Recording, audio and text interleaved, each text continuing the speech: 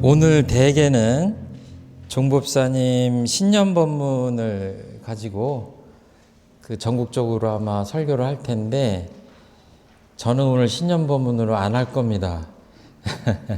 여러분들께서 조금 잊어질만 하면 제가 한 달쯤 있다가 신년법문을 한번 설교 석상에서 설명을 좀 해드리려고 합니다.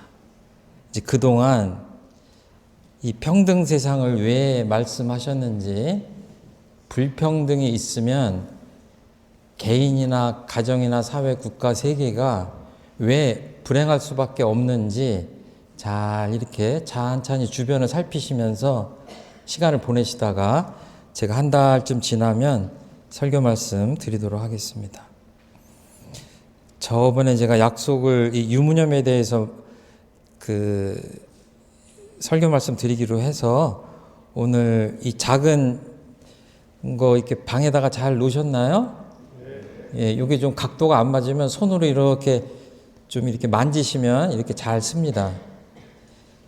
이제 여기에 짧지만 아주 우리 원불교 사상을 집약해 놓은 이제 그런 말씀들이 있는데, 오늘은 주로 처처불상 사사불공에 대한 말씀을 잠깐 드리려고 하고, 이 내용은 앞으로도 계속해서 우리 신앙에 대한 말씀이기 때문에 계속해서 이어서 말씀드리려고 합니다. 저는 인류가 출현한 이래로 수많은 신앙의 대상을 가져왔지만 처처불상 사사불공이라는 가르침이야말로 인류가 도달한 가장 궁극의 신앙이고 신앙 표현이다, 이렇게 저는 생각합니다. 지난주에 제가 예를 들어 드렸을 거예요. 이렇게 연예인들이 연말에 상 탈 때 하늘에 계신 주님께 감사드립니다. 그런데 그걸로 끝나지 않고 감독님, 조명 감독님, 스텝, 코디 언니, 코디 오빠, 그리고 엄마, 아빠, 이렇게 쭉 얘기한다고 그랬죠. 그래서 그 감사한 구구절절을 다 하면 그 시상식이 다 끝나버리죠. 그렇죠? 아쉽게 시간에 쫓겨서 그만두잖아요. 그렇죠? 그래서 제가 무슨 말씀을 드렸냐면, 앞에 그 하늘에 계신 하나님이나 주님이라고 표현한 그거를 우리 신앙으로 대입한다면 법신불림이고, 뒤에 엄마, 아빠, 감독님, 이렇게 코디, 이런 스텝들 쭉 얘기하는 거, 그거는 사언님과 같다. 큰 자리, 작은 자리 나눠서 그렇게 아주 원만하게 표현을 해주셨다. 그래서 우리는 법신불 사언님이라고 하는 그런 그 호칭을 부를 때마다 우리는 정말로 새롭고 원만한 신앙을 하는구나 하는 그런 감사함을 느껴야 되지 않을까 하는 말씀을 드린 것 같아요. 그리고 왜 불교 신자들은 부처님께 영광을 돌린다고 하는 말씀을 잘 안 할까요? 라는 얘기도 했죠. 벌써 다 잊어버리신 것 같네. 제가 잊어버렸는가. 제가 언젠가 다 말씀드렸는데, 제가 소태산 마음학교에서 교재를 만들면서 우리 불교의 아주 가장 큰 대표적인 종단의 신입교도 훈련 교재를 일부러 사서 처음부터 끝까지 읽었어요. 뭐를 확인하려고 했냐면, 도대체 부처님이라고 하는 의미가 무엇인가 확인하려고 읽었어요. 99%는 사실은 그때 보기에는 100%였던 것 같은데, 그 교재에서 부처님이라고 표현했던 의미는 다 석가모니 부처님이셨어요. 그러니까 어때요? 시상식에서, 죄송합니다, 불교 신자분들한테 제가 오해를 한지 모르겠는데, 부처님께 영광을 돌린다는 말이 자연스럽지가 않아요. 왜? 2500년 전에 돌아가신 서가모니 부처님을 되게 의미하기 때문에. 불교를 오래 다니시고 출가하시고 이런 분들은 부처님 하면 서가모니 부처님이 아니라 법신, 보신, 화신, 삼신부를 다 의미한다는 걸 알지만 대개의 많은 신자들은 어때요? 부처님. 그러면 서가모니 부처님이에요. 그러니까 우리가 원불교에서 법신불 사원님이라고 할 때 그 부처님은 진리 부처님이죠. 좀 다릅니다. 이거를 정산종사님께서는 우리는 어디에 따로 계시는 인격적 신은 인정하지 않으나 우주를 관통하여 두루 있는 신령한 진리는 인정한다. 이렇게 말씀하셨어요. 이거를 좀 다른 표현으로 하면 이게 법신불을 설명하신 대목이에요. 그러니까 이 법신불님이 어디 계세요?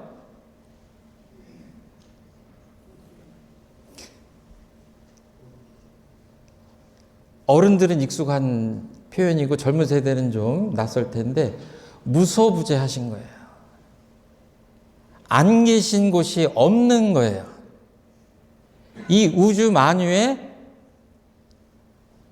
꽉 차 있는 거예요. 충만해 있는 거예요. 이것을 벗어나서 살 수가 없습니다. 그 보이지 않는 것으로 표현할 때 대종사님이 뭘 깨달으셨죠? 인과의 이치를 깨달으셨잖아요. 그 다른 표현으로 하면 우리가 방금 전에 읽었지만 없어서는 살 수 없는 관계라고 조금 다르게 표현하셨어요. 그게 은혜예요. 그러니까 뭐예요? 우리는 은혜를 발견하면 뭘 발견하는 거예요? 부처님을 발견하는 거예요. 인과의 이치를 보나 은혜를 발견하나 부처님을 보나 다 같은 맥락입니다. 그러니까 뭐예요? 이 깨달은 눈으로 세상을 보면 다 은혜예요.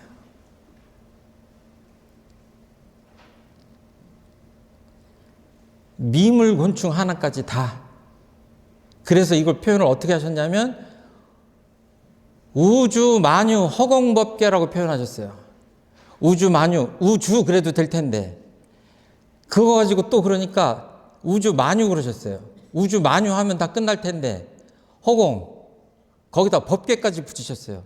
사실은 그냥 우주 이러면 끝나요. 그런데 교전에 뭐라고 하셨냐면 우주 만유 허공 법계가 부처 아님이 없다 이렇게 하셨어요. 다른 말로 뭐예요? 은혜 아님이 없는 거예요. 그러니까 뭐예요? 천지님 은혜, 부모님 은혜, 동포님 은혜, 법률님 은혜 이렇게 조금 설명해 주신 거예요. 그러니까 부처님이 그 멀리 계신 인도에서 태어나셨던 그 서가모니 부처님도 부처님이고 소태한 대종사님도 부처님이시고 그러시지만 우리가 이야기하는 부르는 법신불 사하님이라고 할 때의 그 부처님은 뭐예요? 이 우주 그 자체예요. 그리고 잊지 말아야 될 것은 나를 포함한 거죠. 그렇죠? 나까지 포함한 이 모든 거예요. 죄송합니다. 옆에 사람 보니까 내가 싫어하는 사람이고 내가 보니까 단점투성이고 미울 때가 많고 그런 사람이 옆에 있을지 모르지만 그 사람이 뭐라고요? 부처님이라고 하시는 거예요. 쉬운 듯 하면서 어렵습니다.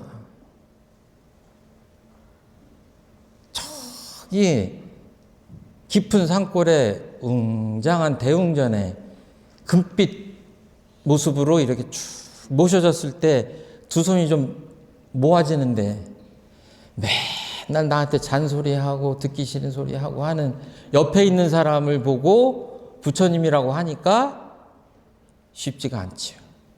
그런데 그 소식을 전해주시려고 소태산 대종사님께서 우리에게 오셨다. 그렇게 생각합니다. 아이고, 이 좋은 법당에서 제가 아니라 대종사님이 와서 설법을 한번 하시면 오죽 좋을까.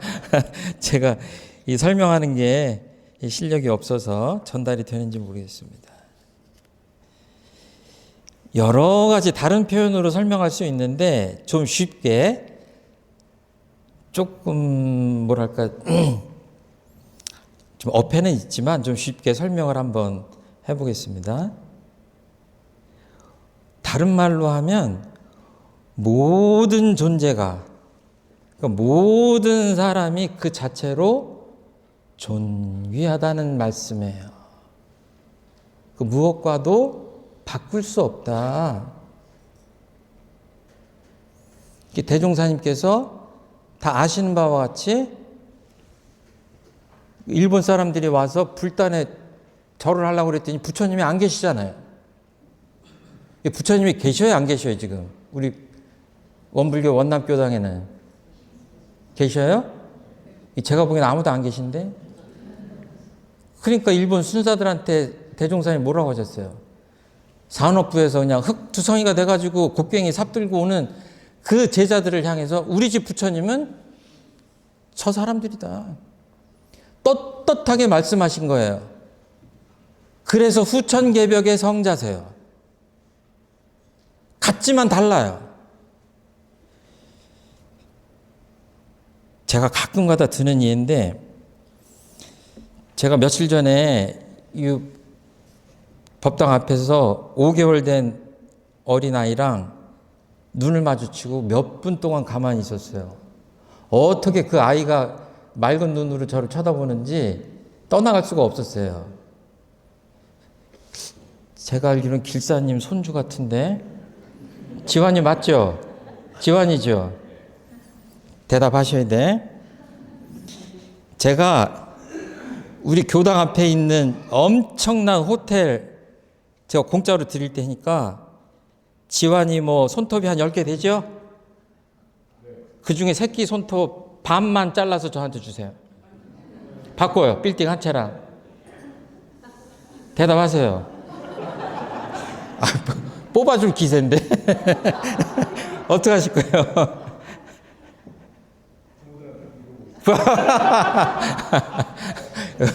부모님들이 오셨어야 되는데 참 대답 잘 하셔야 돼요. 엄마 아빠들은 절대로 손톱 하나하고 바꾸지 않습니다.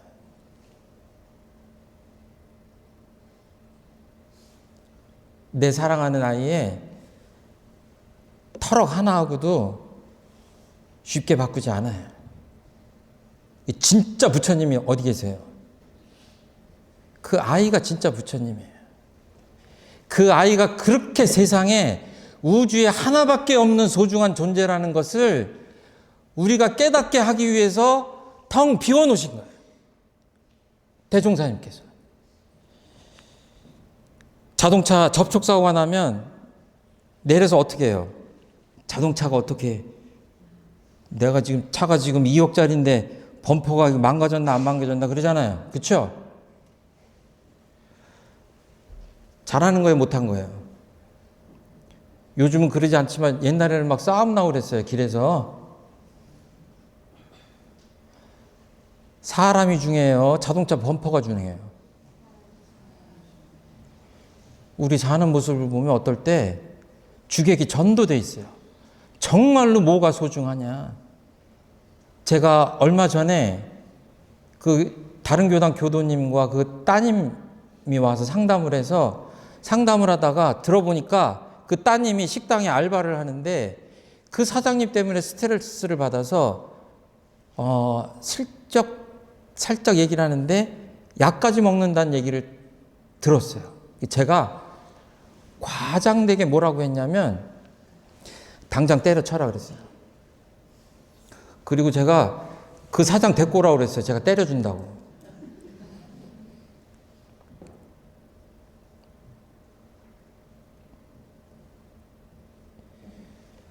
그 돈 몇 푼 때문에 그렇게 마음의 상처를 받고 살아야 되겠느냐는 얘기를 하는 거예요. 사실은 저도 어른이니까 그 젊은 사람이 그런 것도 견뎌내고 해야 되는 거를 다 알지만 그 자존감을 높여주기 위해서 그 얘기를 했습니다. 그랬더니 표정이 밝아지더라고. 막 사장 욕도 같이 하고 막 그랬더니. 북한에 가면 우리 김정은 위원장을 최고 존엄이라고 하는데, 그러면 김정은 위원장은 최고 존엄이고 최정품 교무나 우리 교도님들은 둘째 존엄이에요? 대답 한번 해보세요. 누가 최고 존엄이에요? 대답을 안 하시네? 각자가 다 최고 존엄이에요. 그러니까 어떻게 돼요? 누구하고 비교하면 되겠어요? 안 되겠어요? 그냥 최고 존엄이에요, 제가. 이거를 다른 말로 석가모니 부처님 뭐라고 하셨어요? 천상천하 유아 독존이라고 하셨어요. 젊은 사람들이 이 얘기를 들으면 참 원불교인들은 왕자병에 걸렸다. 각자 자기가 최고라고 하니까. 근데 그래야 맞아요.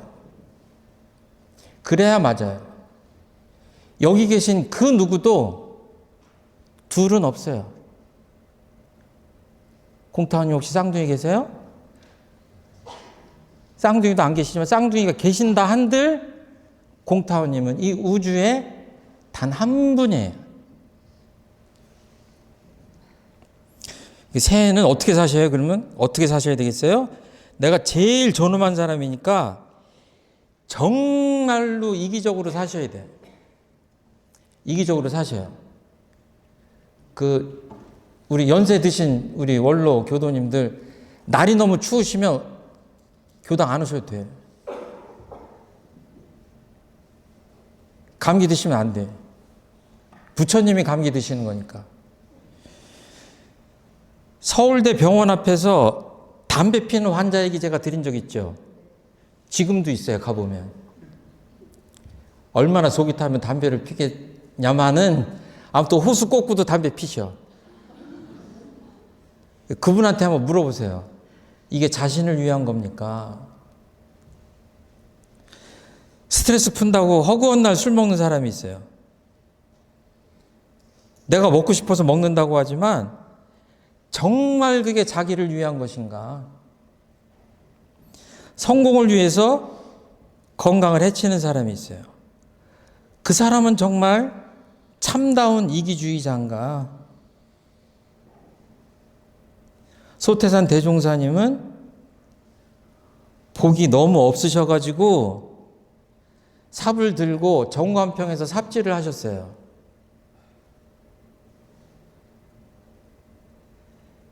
서울에 오셔도 편하게 주무시지 못했습니다.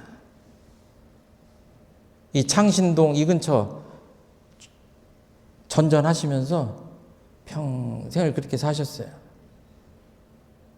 그분은 자신을 위한 삶을 사신 겁니까? 어떻게 된 겁니까? 이게 표현에 좀 어폐가 있는데 그냥 이기적인 게 아니라 정말로 길게 봐서 나한테 정말 나를 위하는 그런 삶을 내가 살고 있는가 한번 돌아볼 필요가 있는 것 같아요. 그래야 자기불공이 가능하다.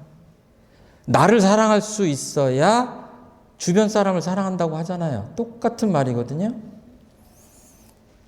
대종사님은 중생은 영리하게 제 일만 하는 것 같으나 결국 자신이 해를 보고 불보살은 어리석게 남의 일만 해주는 것 같으나 결국 자기의 이익이 되나니라. 대종사님은 정말로 이기적인 분이세요? 아니세요? 이기적인 분이세요.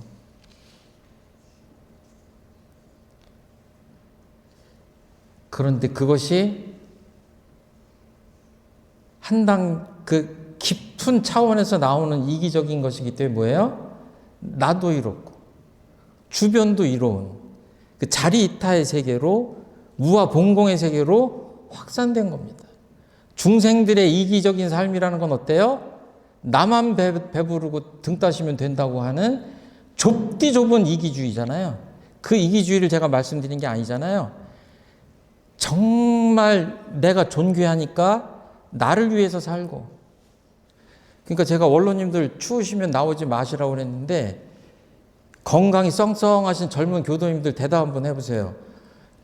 추우면 교당 나와야 돼요? 안 나와야 돼요? 그 뭐가 자신을 위하는 길이에요. 그 시간에 뭐 하시는 거예요? 그 시간에 정말 자신을 위해서 뭐 하시냐고. 제가 궁금해서 그래요. 저도 따라서 하려고. 저도 이 법회 시간에 굉장히 어려운데 이 단상에 서 있거든요. 누굴 위해서예요? 저를 위해서예요. 저도 위하고 교도님들을 위해서 해요. 출가의 삶도 어려운데 저를 위해서 하는 거예요. 그리고 그 삶이 주변에 도움을 준다고 믿기 때문에 해요. 그런데 그 시간에 고생 안 하고 뭔가 편하고 더 나를 위할 수 있는 길이 있으면 글로 가고 싶어요. 알려주세요. 그러니까 젊은 분들. 뭐가 정말 자신을 위한 길인가 한번 따져볼 필요가 있다. 이 회보에 보시면 제가 옛날에 쓴 글인데 가끔 설교 때 인용하는 글인데 한번 읽어볼게요. 보셔도 됩니다. 문 밖에서 서성이는 은혜. 혀끝에 생긴 아주 작은 염증이 온몸을 아프게 하더군요. 신발 속에 파달만한 돌이라도 들어오면 온 세상이 불편해지더군요. 10가지 반찬 가운데 하나만 맛이 덜해도 맛없는 밥상이라고 하기 쉽죠. 작은 섭섭함 하나가 99가지 감사함을 덮어버립니다. 안타까운 일입니다. 그 다음부터는 함께 읽을까요? 가만히 생각해보면 은혜를 셀 수 있다는 건 착각이죠. 무량한 은혜에 무한히 감사할 뿐이어야죠. 툭하면 원망심이 나오는 나는 아무래도 은혜의 진면목과 만나지 못한 것 같아요. 엄청난 은혜가 마음문 밖에서 서성이며 나를 기다려주고 있는 것 같아요. 깊이, 아주 깊이 다시 만나자고.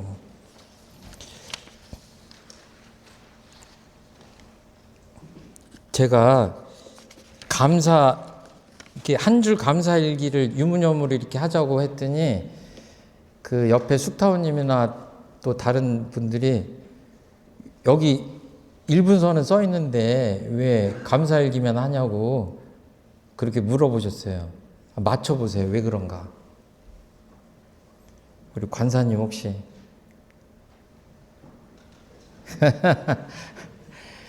지금 마음속으로 감사일기 한 줄 한번 써보세요.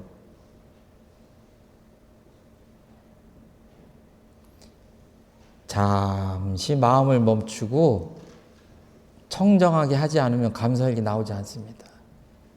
이미 그때 1분 지나가요. 감사일기만 쓰셔도 1분선은 저절로 됩니다. 제가 저번에 그랬잖아요. 그 한 줄 쓰기 정말 힘들다고. 어떨 때? 내가 숙타원님하고 막 언성 높여서 다퉜어요. 예를 들어서. 근데 감사일기 쓰는 시간이라고 해서 감사일기 쓰려고 하면 써져요? 창피해서 못 써져요. 법신불전에 제가 참 못난 사람입니다 하고 뉘우치고 또 마음 가라앉히고 염불이라도 하고 이 본래 마음을 회복하지 않으면 한 줄의 감사일기도 쓸 수가 없습니다. 제 말이 틀리는지 맞는지 한번 체험해 보세요. 근데 한 줄 쓰면 2줄 쓸 수 있고 2줄 쓸 수 있으면 3줄 쓸 수 있어요. 그러니까 뭐예요? 처음에는 이렇게 하지만 처음에 감사일기 쓰자고 그러면 어때요? 오늘 하루를 돌아보면서 뭐가 감사한 일이 있었지? 우리 먼타워님이 선물을 주셨는데 이렇게 그런 것들을 쓰는 거예요. 근데 이게 점점 많아지면 나중에 어떻게 돼요? 쓰기가 곤란해져요. 왜? 셀 수 없잖아요. 저는 사실은 제가 체험하는 은혜 중에 가장 쓰고 싶은 은혜인데 쓰지 못하는 것은 너무 맨날 써야 되니까 숨 쉬는 은혜예요. 이게 묘하게 출가해서 공부를 이렇게 하다 보니까 숨이 점점 맛있어져요.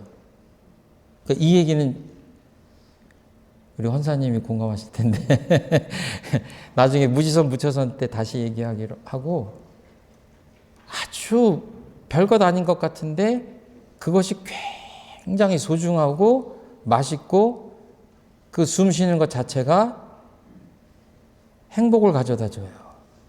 그러니까 이렇게 되면 뭐예요? 그걸 다 이렇게 쓰기가 어려워요. 그냥 온통 다 은혜 속에서 우리가 살면서 그걸 어떻게 하나 둘 이렇게 쓰겠어요. 그렇죠?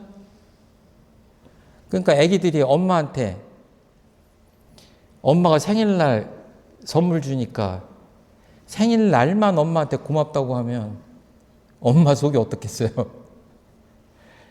그 아기들은 그게 철이 없는 거예요. 특별하게 맛있는 거 사주고 특별하게 좋은 거 사주면 고마운 줄 알아요. 그냥 엄마가, 부모님이 내 곁에 있는 것 자체가 얼마나 큰 은혜인지를 알 때는 어때요? 내 곁에 잘 안 계시죠? 예. 늦지 않아야 됩니다. 저는 우리 감사합니다는 이 세상에서 우리 원불교 교도님들께서, 원불교인들이 가장 깊은 간절한 순수한 감사를 할 줄 아는 사람들이 우리 원불교인이었으면 좋겠습니다. 그리고 감사한다고 하는 것은 원불교를 믿지 않아도 되니까 인류 보편의 종교였으면 좋겠어요. 누구든지 이 감사 생활을 하면 좋겠다. 그리고 저는 거창한 신앙 고백이 아니라 늘 생활 속에서 감사합니다라고 표현할 줄 아는 사람이 우리 신앙 고백을 잘하는 사람이다. 저는 그렇게 생각합니다. 이렇게 부르면 응답한다고 그랬죠. 감사하면 누가 응답하겠어요? 장사님 감사합니다 그러면 장사님이 응답하시겠죠. 그렇죠? 그런데 우리가 감사합니다 그러면 앞에 뭐가 생략되어 있어요? 법신불 사은님 감사합니다가 줄어져 있는 거예요. 그러면 누가 응답하겠습니까? 법신불 사은님이 응답하고 온 우주가 그 소리를 귀 기울여 듣겠죠. 다른 종교에서는 자신을 구원한다는 표현을 잘 쓰는데 우리는 어떻게 나를 구원할 것이냐, 여러 가지 방법이 있지만, 배가 조난당하면 SOS를 치잖아요. 그렇죠? 우리 배를 구해주세요. 우리도 역경난경에 처하면 SOS를 쳐야 되잖아요. 하루에 법신불 사원님을 몇 번이나 찾으세요. 한번 생각해 보세요. 예. 계속 발신하는 겁니다. 라디오 주파수 맞추듯이 계속 발신합니다. 그때 법신불 사원님께서 은혜와 위력을 주시겠죠. 그렇죠? 그러니까 그냥 물건 하나를 받으면서 감사합니다도 감사합니다지만 그냥 무던히 감사합니다라는 앞에는 사실은 법신불 사원님 감사합니다 라고 그렇게 마음속에 유념하시면서 감사합니다라고 한다면 이거는 정말 어마어마한 신앙행위다 이렇게 말씀드릴 수 있을 것 같아요. 발신하지 않으면 수신도 안 됩니다. 기도하지 않으면 응답도 없습니다. 새해에는 오직 은혜만을 만나실 것을 권유합니다. 최종품 교무를 만나면 뭘 만나는 거예요? 집에 가서 문 열고 가족을 만나면 뭘 만나는 거죠? 누구를 만나는 거죠? 대답하셔야 돼요. 대답하지 않으면 설교가 끝나지 않습니다. 누구를 만나는 거죠? 무엇을 만나는 거죠? 우리 여타오님, 안은서님, 방금 얘기했잖아요. 은혜를 만나시라고. 이게 뭐예요, 이게? 이게 은혜예요. 저 위에 교도님들 많이 계시네? 저분들이 누구예요? 은혜예요. 밖에 나가면 가로등이 나를 위해서 켜 있잖아요. 그렇죠? 청소부 아저씨들이 청소해 놨잖아요. 그렇죠? 다 은혜예요. 걷는 것도 은혜고 숨 쉬는 것도 은혜다. 은혜 속에서 살아간다. 이렇게 그 은혜를 만나면 우리 교리적으로 가는 곳마다 부처님도 만나는 거다. 이렇게 말씀드릴 수 있을 것 같아요. 세상에 많은 사람들은 언제 감사하냐면 행복에 겨울 때 감사해요. 근데 우리는 어떻게 해야 돼요? 순서를 바꾸면 돼요. 감사하면 행복해요. 이게 이제 우리 1년 동안 우리 교도님들과 저와 아주 쉽지만 깊은 신앙의 세계로 들어가는 그런 행복 주문이다. 그러니까 너무 좋은 얘기를 하니까 음악도 울리잖아요. 그렇죠? 네. 새해에는 설교를 잘했든 못했든 박수 친다고 했습니다. 마치겠습니다.